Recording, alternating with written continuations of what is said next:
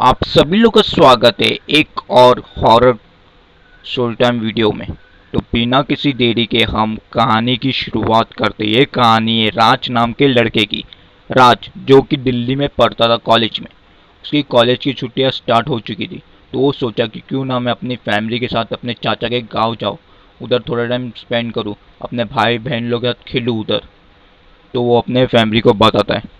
उसकी फैमिली भी मान जाती है कि हाँ अभी तो छुट्टियाँ स्टार्ट हो चुकी है, तो क्यों ना हम लोग भी सब चले जाते। तो सभी लोग तैयारी करते, लेकिन उनको ये नहीं मालूम होता कि उस गांव के अंदर एक गली है, जिस गली के अंदर बहुत सी 8-10 घर होंगे।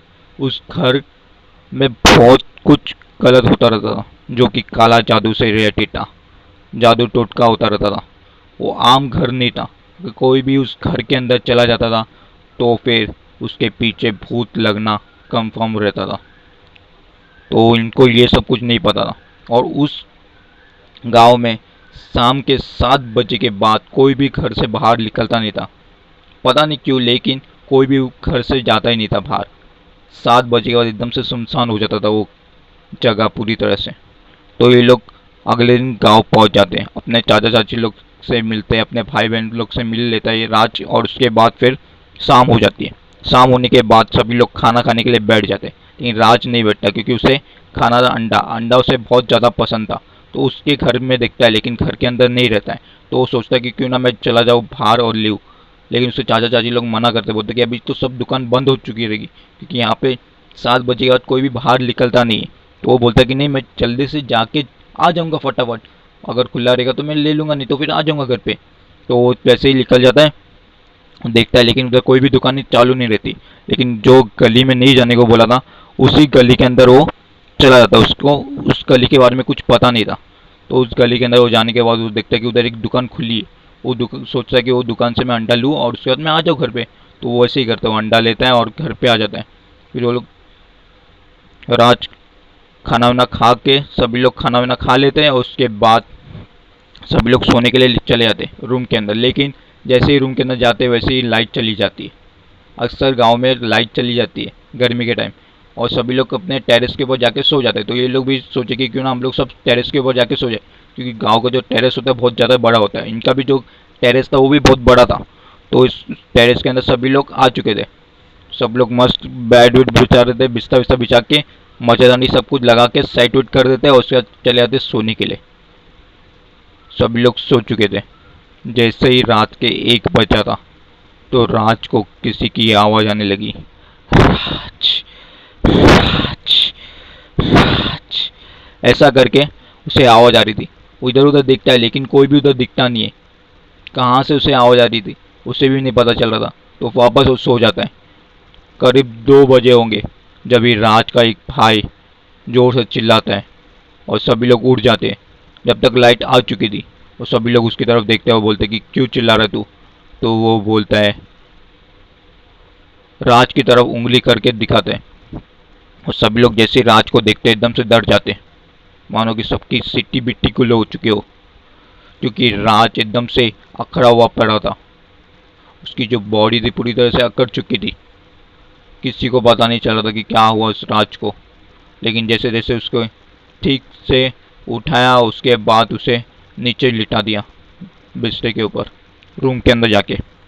और उसके बाद अगले दिन सुबह हो जाती है।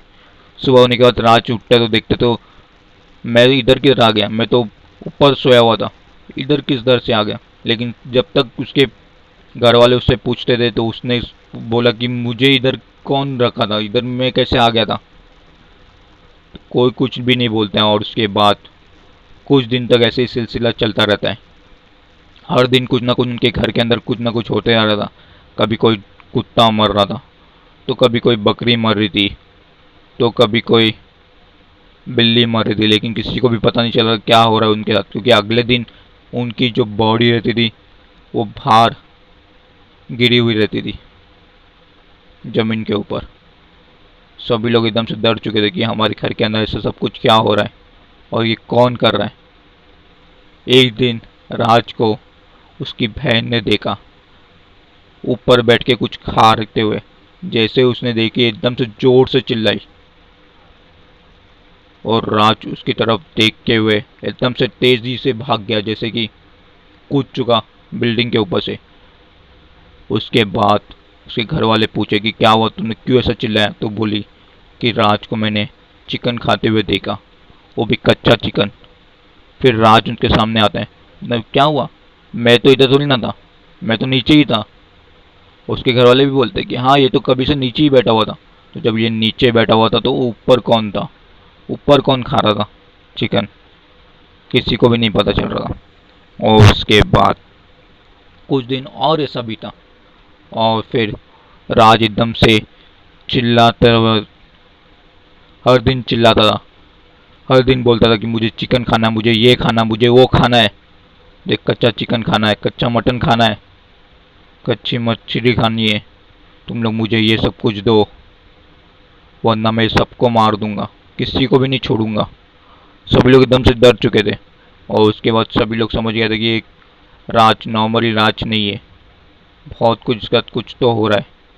क्योंकि राज ज़्यादा करके चिकन मटन ये सब कुछ नहीं खाता था, सिर्फ और सिर्फ अंडा ही खाता था, बाकी इसमें से कुछ भी नहीं खाता था। तो ये कैसे मांग रहा है ये सब कुछ अचानक से? उसके बाद उनकी जो पड़ोसी होती है वो बोलती कि इधर एक बाबा रहता है जो कि इन सब भूत प्रेत से वाकिफ है, उसको जाओ और मिलो तुम लोग। तो वो लोग वैसे ही करते, उस बाबा को मिलते। बाबा को मिलने के बाद वो बाबा आता है उधर चेक करने के लिए। जैसे ही वो आता है वैसे ही राज एकदम से चिल्ला उठा है, चला जा यहाँ से चला जा, वरना तू मर जाएगा, जा यहाँ से, चला जा।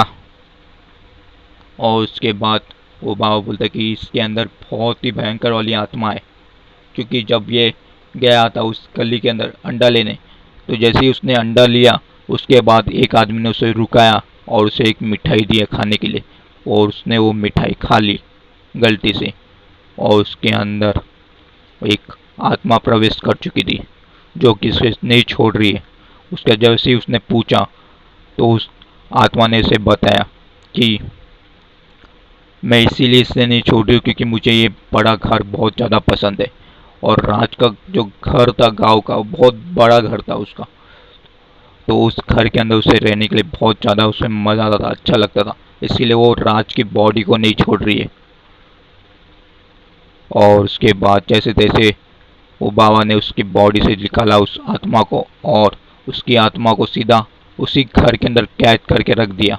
और सभी लोग वहाँ से, राज, उसकी फैमिली, उसके चाचा चाची और उसके भाई बहन लोग, सभी लोग उस गांव को हमेशा हमेशा के छोड़ के चले गए। आज दिल्ली में सभी लोग अच्छे से रह रहे हैं।